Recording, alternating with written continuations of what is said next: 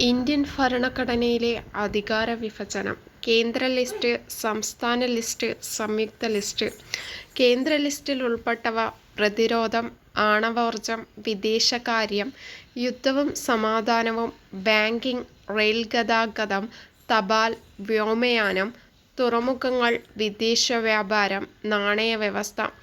കേന്ദ്ര നിയമനിർമ്മാണ സഭയ്ക്ക് മാത്രമാണ് ഈ വിഷയങ്ങളിൽ നിയമം നിർമ്മിക്കാനുള്ള അധികാരമുള്ളത്. സംസ്ഥാന ലിസ്റ്റ്.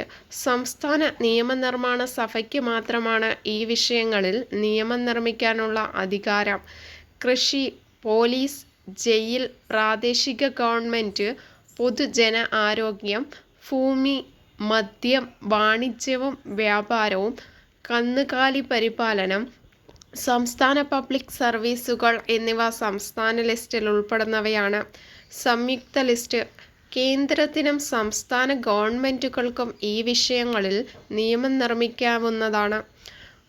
വിദ്യാഭ്യാസം, കൃഷിഭൂമി ഒഴിച്ചുള്ള സ്വത്തിന്റെ കൈമാറ്റം, വനങ്ങൾ, തൊഴിലാളി സംഘടനകൾ, മായം ചേർക്കൽ, ദത്തെടുക്കലും പിന്തുടർച്ചാ അവകാശവും.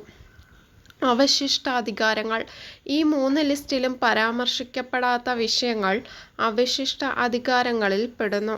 സൈബർ നിയമങ്ങൾ. ഇന്ത്യയിൽ അവശിഷ്ടാധികാരങ്ങളിൽ നിയമം നിർമ്മിക്കാനുള്ള അധികാരമുള്ളത് കേന്ദ്ര ഗവൺമെന്റിനു മാത്രമാണ്.